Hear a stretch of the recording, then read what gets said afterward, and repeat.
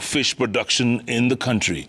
Now, at the same time, in a bid to further boost production and ensure sustainability, producers are now turning to circular plastic fish cages, which are considered to be more durable than the conventional ones to rear fish.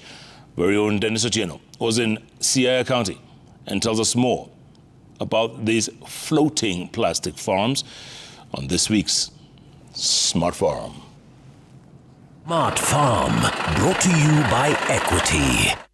Looking for a convenient way of receiving payments for your farming business? Get one Equity Till number for free. No sign-up fee, no commissions charged. Visit any Equity branch or call 0763 000 000 to sign up for free. Grow your farming business with one Equity Till number. Our Smart Farm expedition takes us to county number 41, Siaya. 24 kilometers from the county's largest town, Bondo, sits Bolena Fish Farm.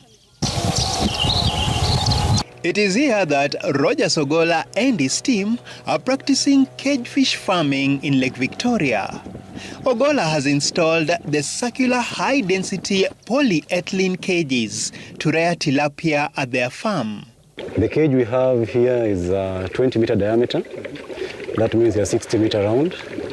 It is 6 meters deep on the net, and we put it between 15 to 18 meters in the waters for proper exchange between fish feed, fecal matter, and oxygen exchange between the fish and the natural habitat.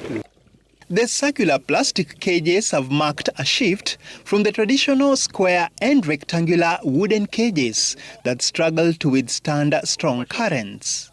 Ogola also prefers the plastic cages owing to their durable nature. The wooden cages can be used for approximately 2 years, thus proving costly for farmers in the long run. The material that is used to make these cages has a lifespan of between 25 to 30 years. Yeah. The reason for choosing these materials is because first, it's long-lasting, it is safe for the environment, it's also biodegradable. So once you're done with the cages, you can repurpose the material. This kind of cage holds about 30 tons. That is 100,000 fish at 300 grams average weight. But before fish are released into the cages in the lake, eggs are hatched in an incubation room. When the fingerlings are about a month old, they are transferred to a nursery and fed on mash and pellets for 2 months until they reach 5 grams. The first and foremost thing is stocking capacity. You need to know how much fish you have in the cages. That way you need to get to understand how much feed you're going to give to the fish. If you don't know the number, you could be feeding air, or you could be feeding less or more. Using these plastic cages commercially to produce fish is, however, not a walk in the park. Besides the heavy investments required to install them, the venture requires constant monitoring to prevent losses. The predator net should be in order, should be checked regularly.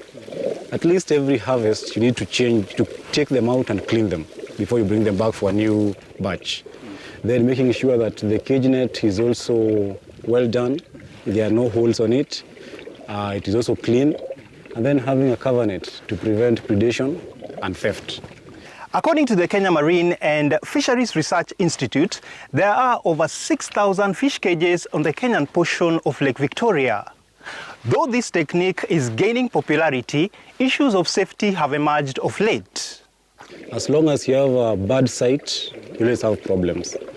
By bad site, we mean if the area where you want to put the cages is closer to the shores, if there's no proper water exchange, the dissolved oxygen is not okay, and then you have total dissolved substances also being too much in the water, then you'll have a problem. And then after site selection, there's also temperature to be maintained within the cages, the waters around, because tilapia needs 24 degrees at an optimum level. So if the waters are below 24 degrees, they'll have a problem. The other thing you need to know is crowding. If you have too much fish in a confined space, they will die. Fish need space to swim, need space to move about. So when there's less space, there's conflict. They hit each other, and with the scales, they prick each other, then it causes infection on the skin, and that eventually causes death.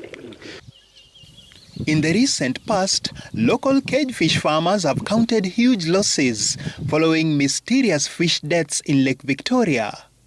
Latest government figures show Kenya's annual fish consumption has risen to 600,000 tons against a production of 400,000 tons. According to Ogola, sustainable methods of fish production, such as the use of plastic cages, hold the key to addressing the gap in demand and supply. Dennis Otieno, Smart Farm. Smart Farm.